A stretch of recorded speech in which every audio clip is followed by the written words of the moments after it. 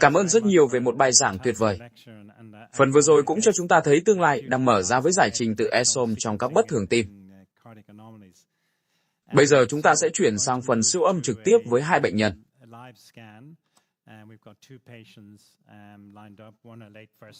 Một trường hợp ở giai đoạn thai sớm và trường hợp thứ hai ở quý 2.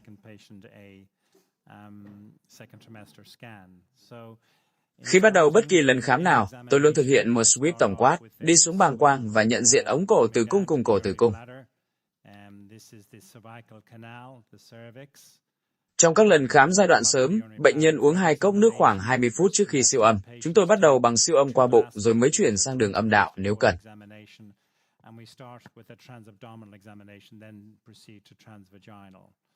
Khi quét từ cổ tử cung lên đáy tử cung, tôi xác định thai đang ở ngôi mông. Điều này không quan trọng về mặt ngôi thai ở giai đoạn sớm, nhưng giúp tôi hiểu tư thế, kích thước, trục và situs.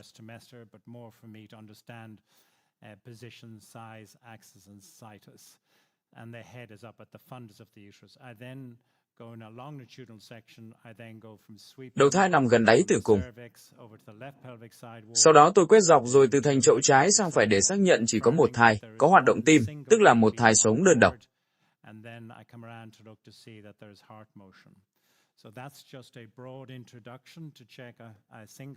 Cuối cùng, tôi điều chỉnh đầu giò để đưa cột sống thai về vị trí khoảng 6 giờ. Lúc đầu frame rate của tôi khoảng 29 Hz.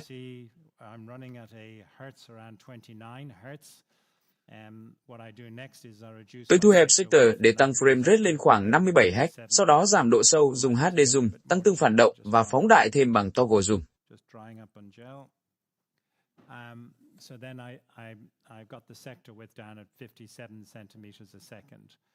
Once I'm down at 57 centimeters a second, I then reduce my depth.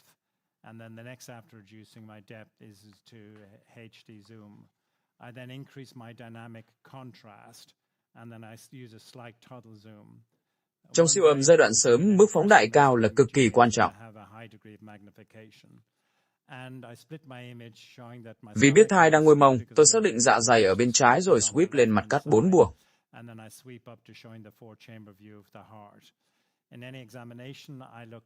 Với mỗi lần khảo sát tim, tôi kiểm tra kích thước, trục tim, tần số, nhịp và vị trí.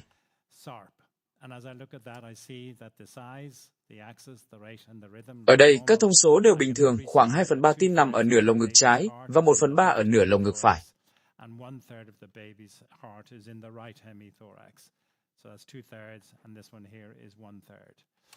Theo cách tiếp cận ESWAP, tôi kiểm tra đoạn tĩnh mạch rốn trong gan khi nó đi vào và cong ra xa dạ dày.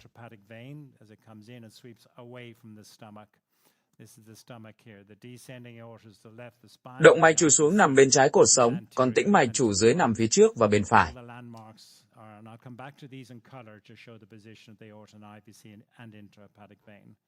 Trên mặt cắt 4 buồng, buồng nằm sát động mạch chủ xuống là nhĩ trái, tiếp theo là thất trái, thất phải và nhĩ phải.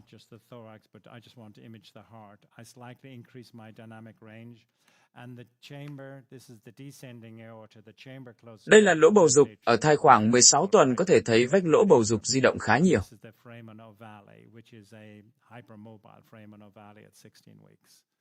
Đó là phần đánh giá 2D. Tiếp theo tôi chuyển sang preset tim để tối ưu Doppler màu.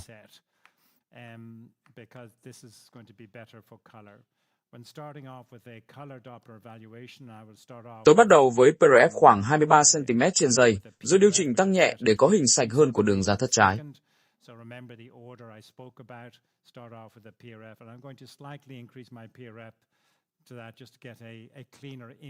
Trong sàng lọc tim thai giai đoạn sớm, tôi muốn lưu được cả mặt cắt 4 buồng và mặt cắt 3 mạch khí quản.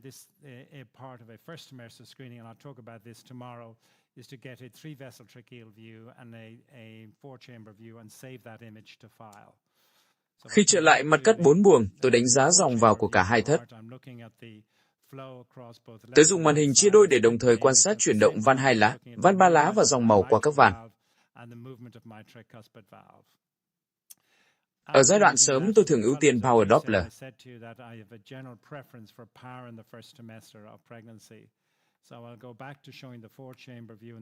Tôi chỉ đặt hộp màu phủ đúng vùng hai thất rồi phóng đại. Nếu màu chưa lấp đầy tốt, tôi kiểm tra BRF trước, sau đó mới tăng acoustic output trong giới hạn an toàn và cuối cùng mới chỉnh dàn.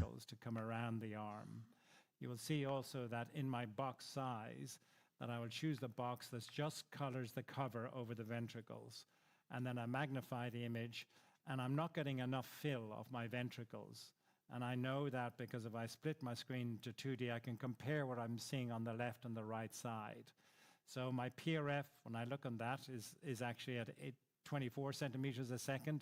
I'm now going to increase my acoustic output. Khi chỉ số nhiệt hoặc cơ học vượt khoảng 1, tôi giảm output xuống. I've just gone over a thermal mechanical index. So I need to pull back on that because I want to try and keep that at 1. And then the last control. Thứ tự tôi luôn nhớ là BRF trước, output sau và dàn cuối cùng. Then once I increase my color control, then I will get better fill of the ventricles. I'm going to slightly increase as well. I'm going to increase the 2D. Khi quan sát dòng vào hai thất, tôi không thấy bằng chứng hở van ba lá. Tôi xoay đầu giò để lấy đường ra thất trái và dùng màn hình chia đôi. Nhờ đó vừa nhìn chuyển động van động mạch chủ vừa quan sát Doppler màu qua van.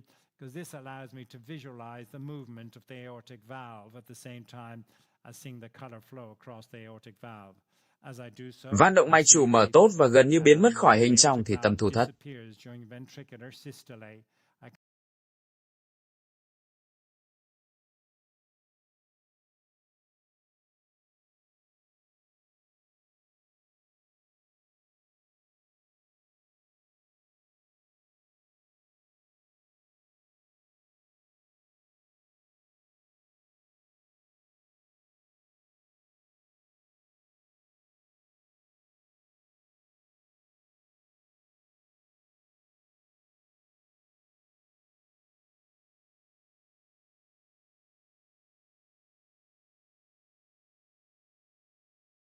Tôi thấy khẩu kính động mạch chủ phù hợp và thành chiếc động mạch chủ liên tục với vách liền thất.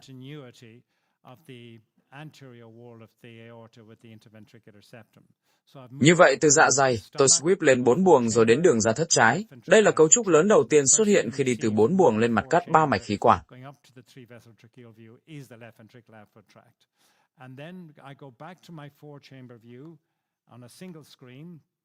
Bây giờ tôi trở lại 4 buồng rồi sweep từ thất phải lên đường ra thất phải.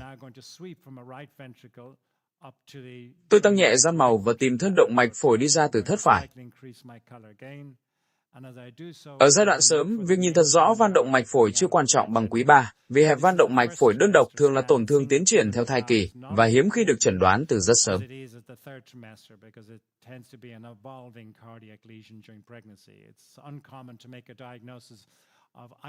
Tuy nhiên, hẹp đường ra có thể xuất hiện sớm trong tứ chứng pha lất.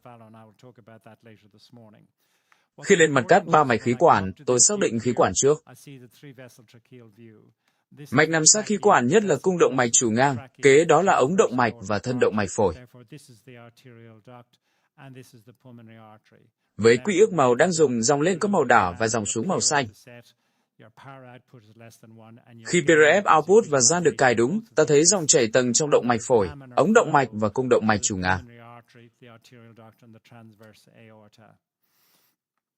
Trong sàng lọc thường quy tôi có thể dùng Power Doppler, nhưng khi làm siêu âm tim thai chi tiết ở giai đoạn sớm, tôi quay lại lồng ngực để tìm tĩnh mạch phổi.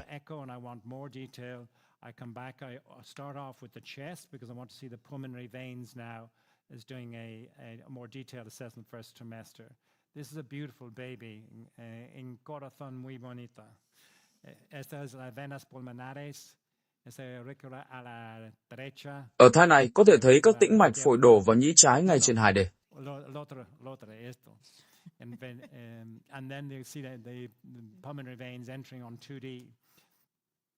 Tiếp theo là slow flow. Tôi bật slow flow, chọn Radiant Max rồi dùng màn hình chia đôi. Bên trái là 2D, bên phải là bản đồ dòng chảy.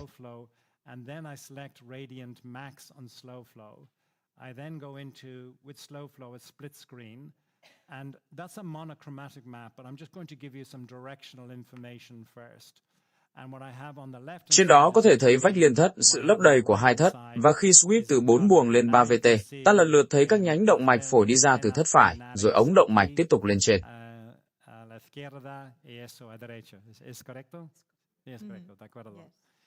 And here you can see the interventricular septum and the fill of the ventricles.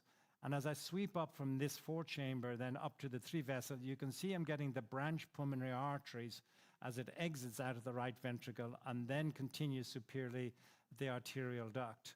And as I do so, I then move up to Tôi tiếp looking tục at lên vùng động mạch dưới đòn và đôi khi phải thay đổi tư thế đầu giò để đưa các mạch này vào hình. that this is a position that you may need to bring the baby around into a different position. I'm going to come out of that for a second, sub-menu, and I'm going to go to a single screen display, and I'm now just going to come around to see if I can bring the subclavian arteries into view.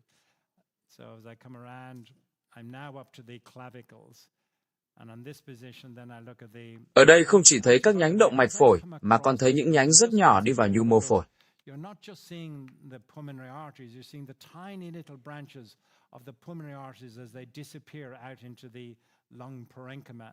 And you can also see coming up in here the superior vena cava. Actually, I'll come around to this position. You can see in the superior vena cava draining... Ta cũng thấy tĩnh mạch chủ trên và tĩnh mạch azygote đổ vào SVC. Transverse arch, pulmonary artery, and then this here is the azygos vein coming in to drain.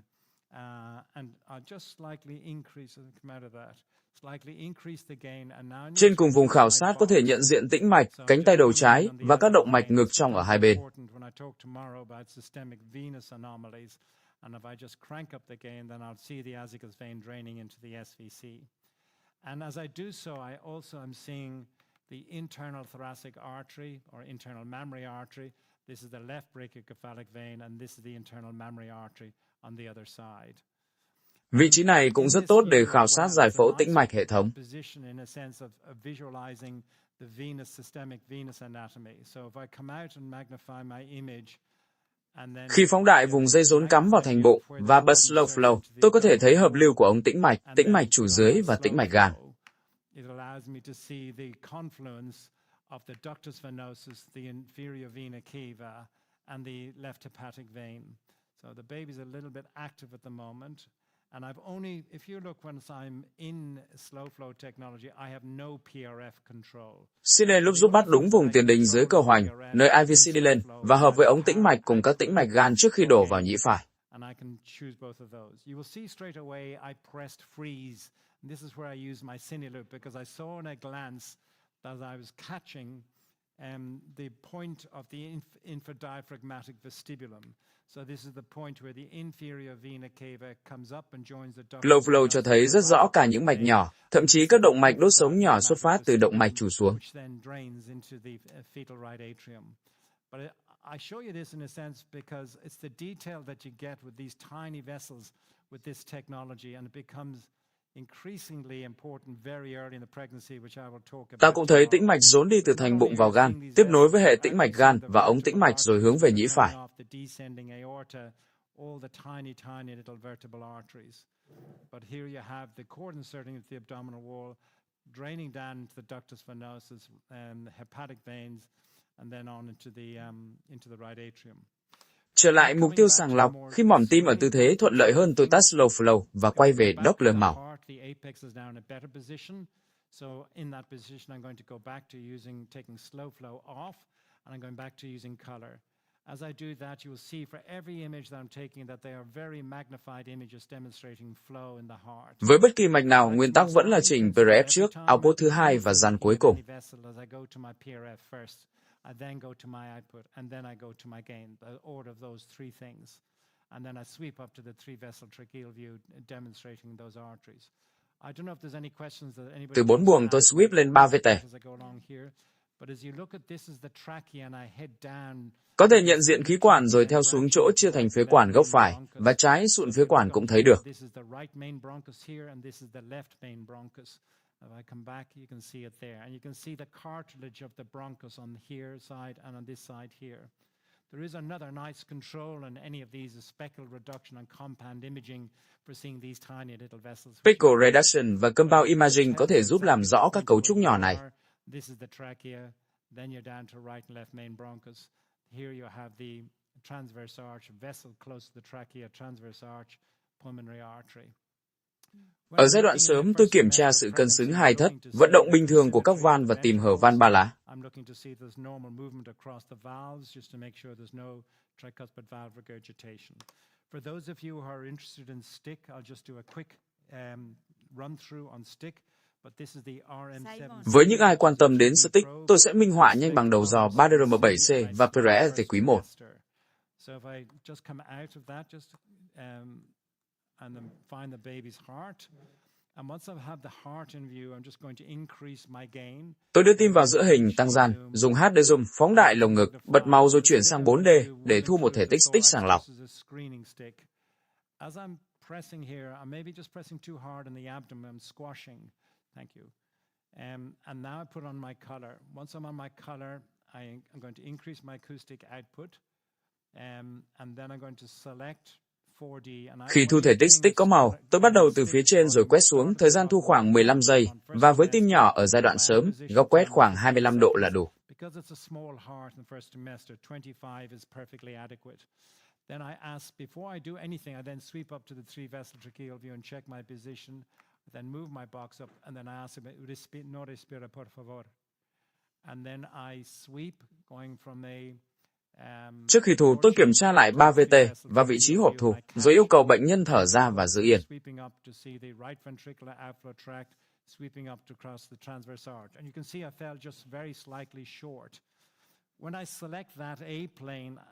Sau khi thu, tôi chọn mặt phẳng A, đưa về 4 buồng, bật stick VCI, giảm tốc độ và dùng volume speckle reduction khoảng mức 5.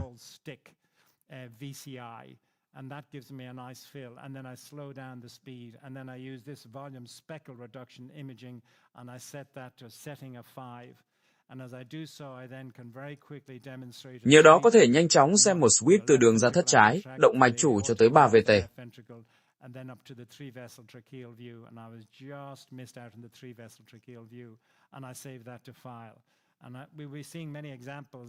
Đây là cách cơ bản để thực hiện một đánh giá stick.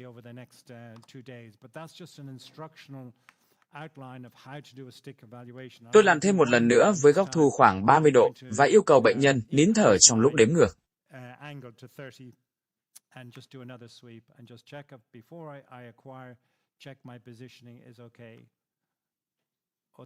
Lần này thể tích tốt hơn.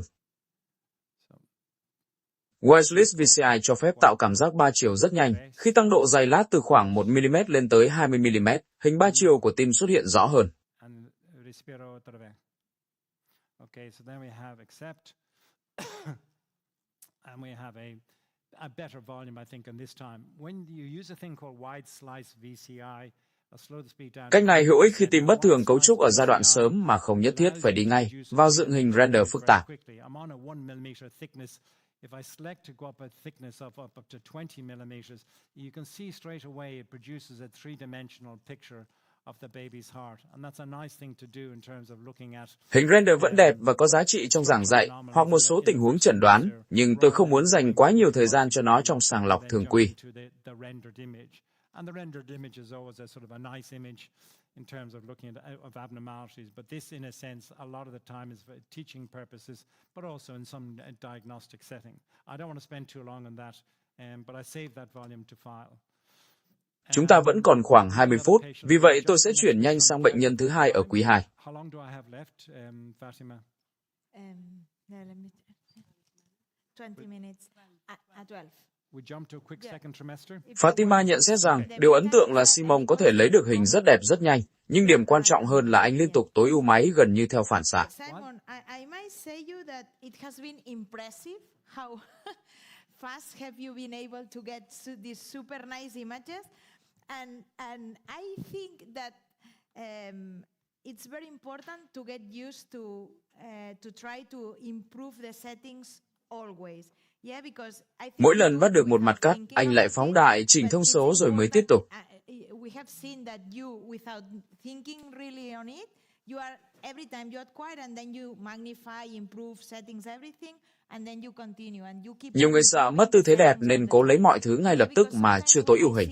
When people is trying to do the cardiac, when they see the baby in a good position for the heart, they go for it and they try to get everything even without really doing a good magnification. Tuy nhiên, or nếu luyện thói depth, quen so dành they thời don't gian want cải to thiện do hình ảnh, that thao tác so này dần trở nên rất nhanh và thực it's tế không làm mất important thêm to nhiều thời keep gian. on training us to spend time on improving the image because it's really worth and it's really important to do that. And I think that when you are used to that, to lose time improving the settings, then you get so used to it that you do it super fast and at the end you don't lose that much time. I don't Nếu know có if câu there hỏi is từ any khán phòng, xin cứ giơ questions tay. from the floor. If you want to raise your hand. Okay. Bây giờ we chúng might, ta chuyển sang bệnh nhân thứ hai. straight to our next Yeah, super. patient, then Fatima. So I'm going to start this examination with the Tôi dùng đầu dò RF 3DRM7C với PRS Tê sản khoa quý 2. 3D probe. On the second trimester OB setting, I'm going to go straight to that. Tôi không lặp lại toàn bộ phần khảo sát tổng quát, chỉ quét nhanh từ bàng quang lên đáy tử cung và xác nhận đây là một thai sống đơn hiện ở ngôi màu. In this baby, I'm going to come down looking at the urinary bladder, which is quite empty actually. Then come up to the fundus of the uterus, so this baby is also in breech. And I open my sector width as I do a sweep from left to right hand side. So in doing that single sweep, I see there's a single live baby on board presenting in breech presentation. Tôi bắt đầu lại từ mặt cắt bụng, nơi cần thấy đoạn tĩnh mạch rốn trong gan cong ra xa dạ dày. So I'm going to start off by the first ischioc section. I omitted in my previous talk about coming back. I said I'd come back to the first section. Bắt đầu mạch không được lớp màu vì PRF đang ở khoảng 30 cm trên giây, quá cao cho dòng chảy này. Now you can see straight away that I'm getting no fill. Does anybody know why I'm getting no fill? The answer is because my PRF. Tôi hạ PRF xuống khoảng 8 cm trên giây, sau đó điều chỉnh acoustic output rồi mới tăng giảm. Now I bring my PRF down to 8 centimeters a second. Then I look at my acoustic output. Trên màn hình chia đôi, dạ dày nằm bên trái, đoạn tĩnh mạch rốn trong gan đi vào và cong ra xa dạ dày, còn túi mật nằm phía đối diện. Now 0.9, 0.6, and only then after doing that, then I actually increase my gain. Once I've done that, I take my main menu and I split. So I'm demonstrating both color and 2D. I've confirmed already that the stomach. Đây là những mock CTUT rất hữu ích và ngày mai tôi sẽ cho xem các ví dụ bất thường. And the fetal gallbladder is on the opposite side, and I'll show you examples of this tomorrow where it becomes abnormal. Tiếp theo, tôi phóng đại để kiểm tra động mạch chủ và IVC. Động mạch chủ phải nằm bên trái cột sống cùng phía với dạ dày. I'm going to magnify, and you see through all this cardiac imaging is that I've got a very high degree of magnification. When I'm looking at the aorta and the IVC, you want to confirm that the aorta. Khi khó thấy đoạn tĩnh mạch rốn trong gan hoặc ống tĩnh mạch bằng Doppler thông thường, Slow Flow là một công cụ rất mạnh. This is where my friend Slow Flow comes in, because you press on the Slow Flow, your Slow Flow will demonstrate the vessel and the branching of the vessel as it comes in, and you can see the ductus venosus. You will see, by the way, nó giúp theo dõi ống tĩnh mạch khi đi vào tiền đình dưới cơ hoành. I did not mention this earlier. But there is the option to turn your background off to show your vessel. The only time I'd ever do that would be in a split screen. Nếu tắt nền màu trên màn hình chia đôi, đường đi của mạch càng rõ hơn. Into the infradiaphragmatic vestibulum, and just a very quick way of bringing that into view. But again, Slow Flow is just a nice way. Đây đặc biệt là một kỹ thuật hữu ích ở giai đoạn sớm. Turn it on, and it's an extremely powerful tool in the first trimester of pregnancy. Bây giờ chúng ta lên tim. Tôi trở lại preset tim, thu hẹp sector và đánh giá lại kích thước, trục tần số, nhịp và CTUT. My next is I'm going to just take the heart because I've done size, axis, rate. Khoảng 2/3 tim nằm bên trái và 1/3 bên phải. As I'm looking at the heart, I see that the heart, 2/3 of the heart is in the left hemithorax and 1/3 of. Có một lớp dịch rất nhỏ ở phía phải khoang màng tim. Doppler màu thông thường không làm rõ nhưng Slow Flow giúp phân biệt tốt hơn. It doesn't show up on Doppler, but it does show up in Slow Flow. And as I split my image, I then reduce my balance. Trong thực hành, đôi khi cơ tim có thể tạo hình giả giống dịch màng tim. Slow Flow có thể nhanh chóng giúp phân biệt mô cơ với dịch thật. Myocardium can mimic a pericardial effusion very quickly slow flow will give you an answer whether that's muscle or whether that's fluid. Trở lại 4 buồng sát động mạch chủ xuống là nhĩ trái, sau đó là thất trái, thất phải và nhĩ phải. We magnify the four-chamber view of the heart. The chamber that's closest to the descending aorta is the left atrium, left ventricle, right atrium. Để tối ưu 4 buồng, tôi dùng chế độ Radiant để làm rõ bờ các van nhĩ thất.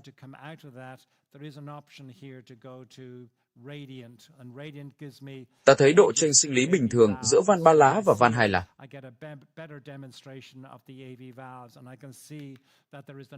Tôi thích đánh giá độ chênh này khi mỏm tim hướng khoảng 12 giờ. Tư thế đó cũng làm rõ moderator bend trong thất phải.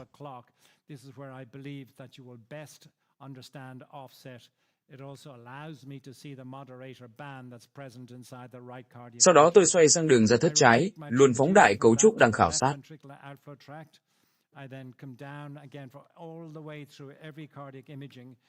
Phần hơi giãn ngay sau van động mạch chủ là bình thường, nếu các lá van áp sát thành khi mở.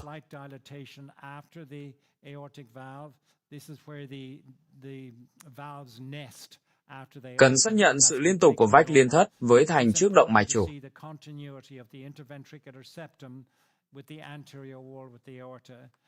Thất này khoảng 20 tuần.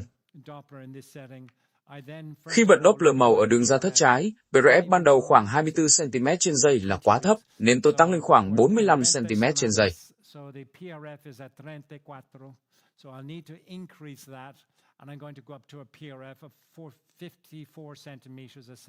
Nếu màu vẫn chưa lấp đầy tốt, tôi kiểm tra acoustic output, tăng trong giới hạn an toàn rồi mới điều chỉnh gian.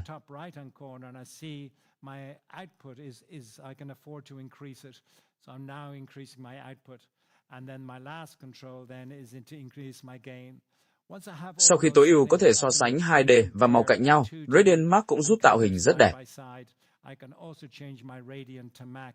And this is how Reem produced those beautiful images which he demonstrated is by using those controls. Ở quý 2 trong sàng lọc thường quy, tôi thường ưu tiên Doppler màu hơn slow flow.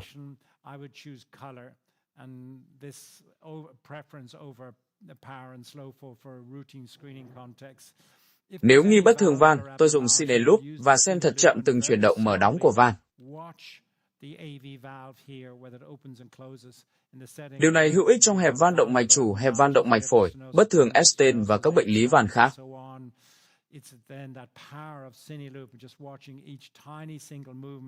Cine loop vừa cho thấy chuyển động tinh tế, vừa giúp xác nhận rằng các thiết lập Doppler đã phù hợp. Từ 4 buồng chỉ cần nghiêng đầu giò lên phía đầu thai là có thể đưa thành tự do thất phải, ván động mạch phổi, động mạch chủ và SVC vào cùng vùng khảo sát.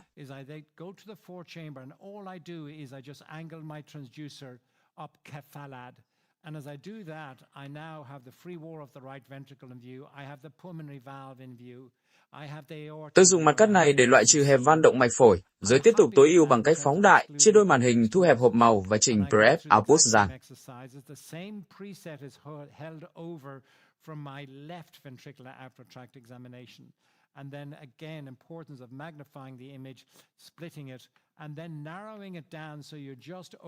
Van động mạch phổi bình thường mở tốt và gần như biến mất trong tầm thu.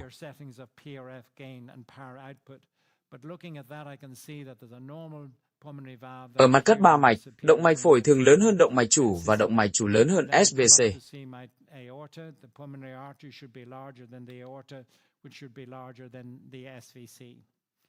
Trở lại 4 buồng cần chú ý xoang vành. Hình hai đường song song kiểu đường dây của xoang vành bình thường không nên quá lớn, mốc thực hành hữu ích là dưới khoảng 3 mm.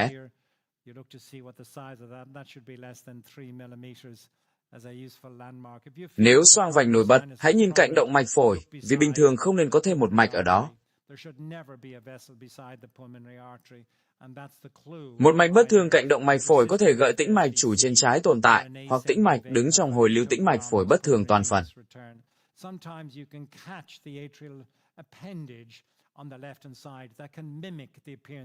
Đôi khi tiểu nhĩ trái có thể giả giống một mạch phụ, chỉ cần quét lên cao hơn một chút sẽ thấy nó biến mất. Ở 4 buồng cũng phải thấy moderator band trong thất phải cùng các mốc nhĩ thất bình thường. Khi khảo sát quanh màng tim, hãy tìm dịch.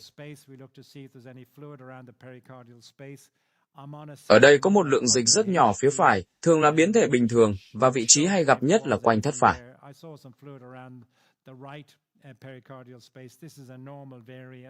And the most common place where you see pericardial fluid like this small amount of Khi thấy dịch, cần hỏi hai câu: dịch có kéo tới mức van nhĩ thất hay không? Và dịch có bao quanh toàn bộ tim hay không? Is the fluid extending up to the level of the AV valve? And the second question you ask is the fluid circumferential?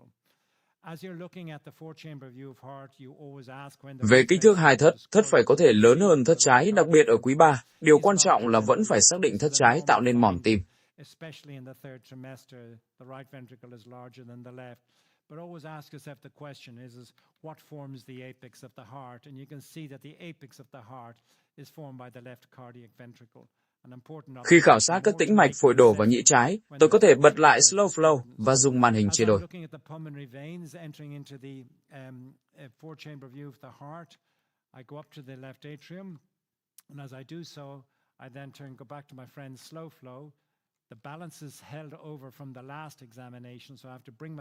Thực ra ở ca này, các tĩnh mạch phổi đã thấy được trên 2D, nhưng slow flow làm hướng đổ vào nhĩ trái rõ hơn.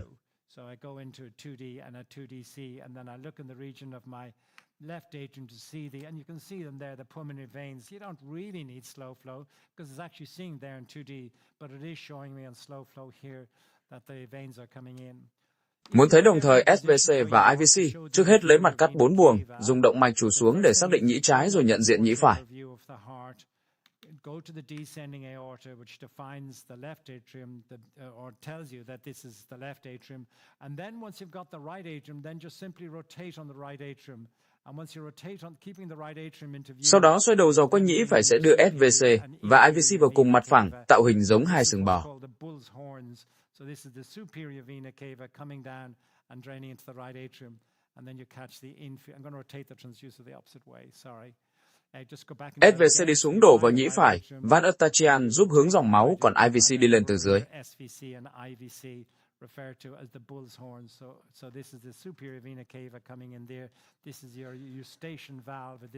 Đây là một mặt cắt rất hữu ích để nhận diện giải phẫu tĩnh mạch hệ thống.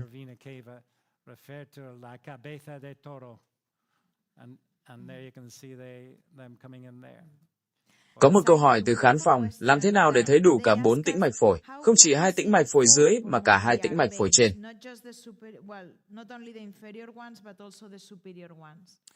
Trên 2D tiêu chuẩn, việc đưa cả 4 tĩnh mạch phổi vào cùng một mặt cắt là cực kỳ khó.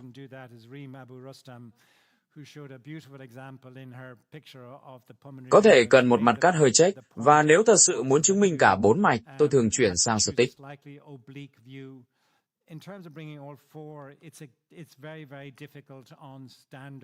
Trong sàng lọc thường quy theo hướng dẫn eSWAP, nếu thấy rõ các tĩnh mạch phổi đổ vào nhĩ trái, đặc biệt 2 tĩnh mạch phổi dưới, thì về thực hành đã giúp loại trừ hồi lưu tĩnh mạch phổi bất thường toàn phần.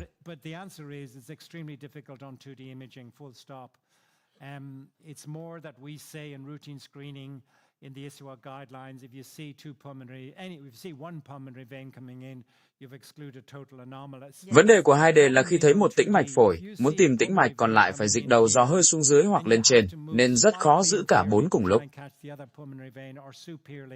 And it's very, very difficult to do that.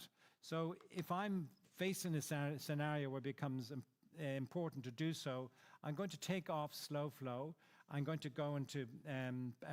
Nếu tình huống thực sự cần xác định chi tiết, tôi chuyển sang Power Doppler, hạ PRF từ khoảng 30 xuống khoảng 11 cm trên giây, tập trung vào nhĩ trái, sau đó tăng acoustic output trong giới hạn an toàn.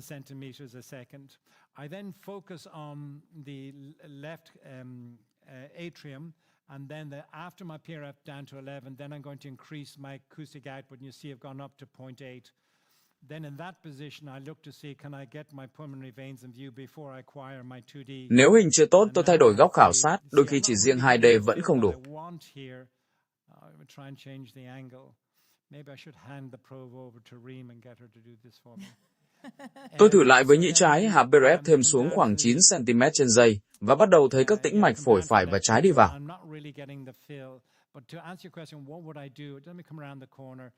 I'll reduce my PRF further, and then I'll do an acquisition on stick. Khi đã có tư thế phù hợp, tôi chuyển sang thu thể tích stick 4D với thời gian khoảng 15 giây và góc thu nhỏ.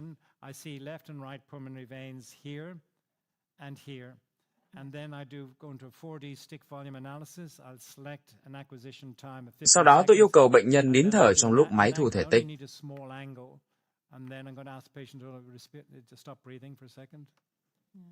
5, 4, 3, 2, 1.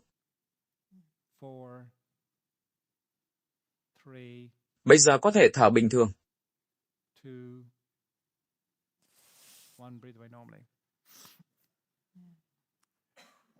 Sau khi thu stick hiển thị các mặt phẳng A, B, C, tương ứng với A sổ, sagittal và coronal cùng hình dựng.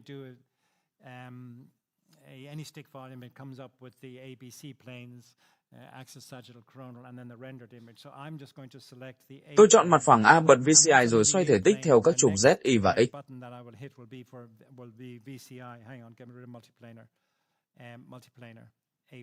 Nếu màu quá nhiều, tôi tăng ngưỡng power để loại bớt tín hiệu không cần thiết.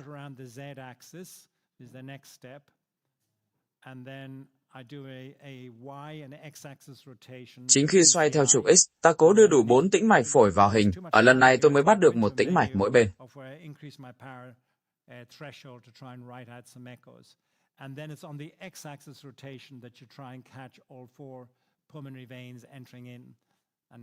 Quy trình là thu stick, chọn mặt phẳng A, dùng VCI và xoay trục để lần lượt tìm các tĩnh mạch phổi, bởi trên 2D và Doppler màu thông thường việc này rất khó. That's the exercise to do a acquisition, A-plane, and X-axis rotation to catch all pulmonary veins. Because in 2D and color, it's extremely difficult. So I hope that answers that question. Fatima nhấn mạnh rằng trong thực hành trước sinh, điều quan trọng nhất là không bỏ sót hồi lưu tĩnh mạch phổi bất thường toàn phần, vì đây có thể là cấp cứu sơ sinh.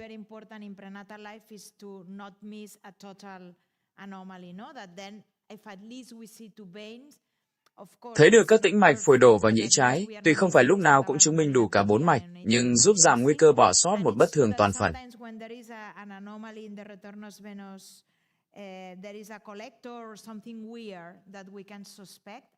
Nếu có dấu hiệu bất thường như một mạch góp hoặc một cấu trúc tĩnh mạch lạ, khi đó mới cần khảo sát kỹ hơn và stick có thể rất hữu ích.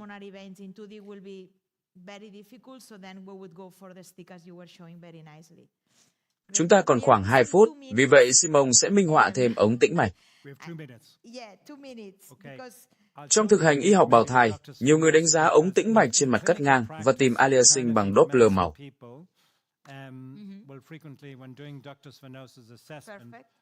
Đó không phải cách tôi ưu tiên. Về mặt giải phẫu, điều quan trọng là phải chắc chắn mình đang đặt cửa sổ đúng vào ống tĩnh mạch, vì trong thực hành không hiếm khi chúng ta vô tình lấy phổ của một tĩnh mạch khác.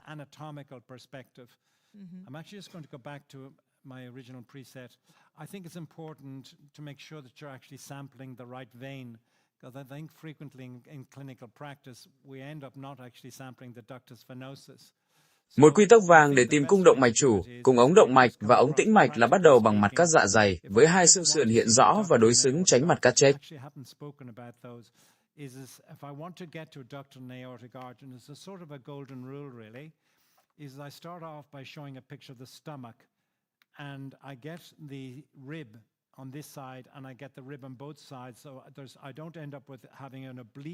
Nếu chưa được, hãy dùng thao tác kiểu bậc thang, dịch đầu giò rồi đổi góc cho tới khi thấy trọn vẹn xương sườn.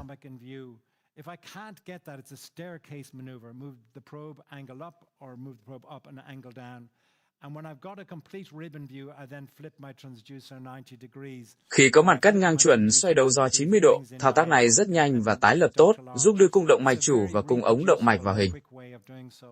But it's also in this view that allows me to see the ductus venosus. So, 4-chamber, 2 complete ribs, and a perfect axial view, rotate the transducer. Cũng từ mặt cắt đó, bật power Doppler có thể nhận diện ống tĩnh mạch.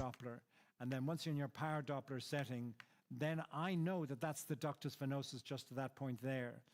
Muốn khảo sát ống tĩnh mạch chính xác hơn, hãy phóng đại hình, điều chỉnh tham số balance và tăng gian khi cần. Khi tối ưu tốt, có thể theo dõi ống tĩnh mạch đi lên và đổ vào vùng tiền đình tĩnh mạch ngay trước nhĩ phải. Một mẹo thực hành khác, nếu đã bấm quá nhiều nút và hoàn toàn mất phương hướng, đừng cố hoàn tất từng bước. Sometimes when you get completely lost, you've pressed so many buttons and you want to get it out, it's better not to reverse. Nhiều khi nhanh nhất là quay thẳng về preset ban đầu rồi bắt đầu lại. Just go back to the beginning. Tôi sẽ minh họa cách thu thể tích trong bối cảnh nghi gián đoạn IVC hoặc bất thường ống tĩnh mạch.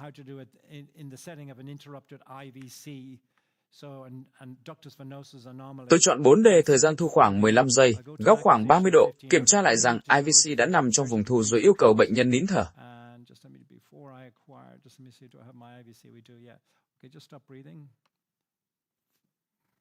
5, 4, 3, 2, 1.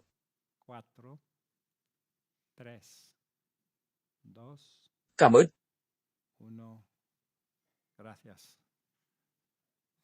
Khi thu stick, hãy cho bệnh nhân biết trước họ cần nín thở trong bao lâu. Tôi luôn đếm ngược thành tiếng để bệnh nhân biết còn bao nhiêu giây. Sau khi thu thể tích, rất dễ thao tác quá nhiều rồi làm mất tư thế hoặc cài đặt vừa có.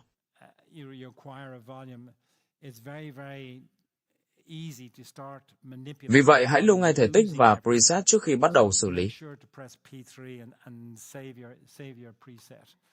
Tôi vào thẳng mặt phẳng A phóng đại rồi bật VCA và white click. Chỉ cần giảm tốc độ phát lại, không cần dựng render phức tạp, ta đã có cái nhìn 3 chiều về đường đi của hệ tĩnh mạch trong gan.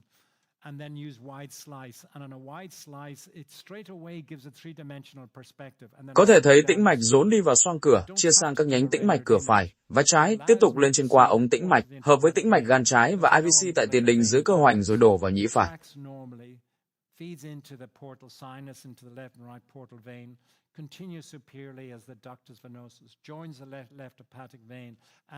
Cùng thể tích còn cho thấy cung động mạch trừ với các nhánh vùng cổ, cùng ống động mạch, các tĩnh mạch phổi và động mạch trừ xuống.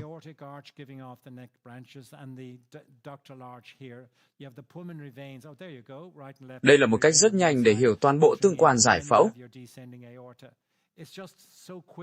Nếu thích dựng hình và có thời gian, có thể quay lại chế độ Multiplanar, chọn Render, mở vùng quan tâm rồi dùng Cine Loop.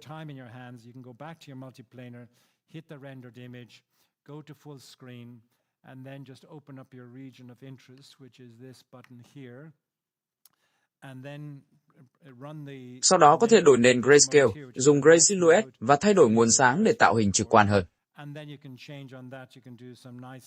Maneuverings, so select a grayscale background and then go back to the main menu and then use a gray silhouette.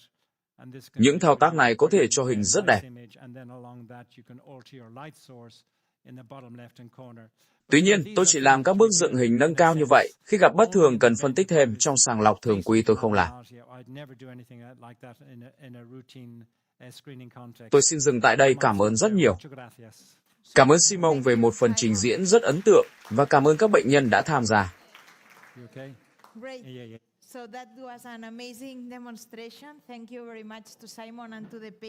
Bây giờ chúng ta sẽ nghỉ giải lao và quay lại lúc 11 giờ.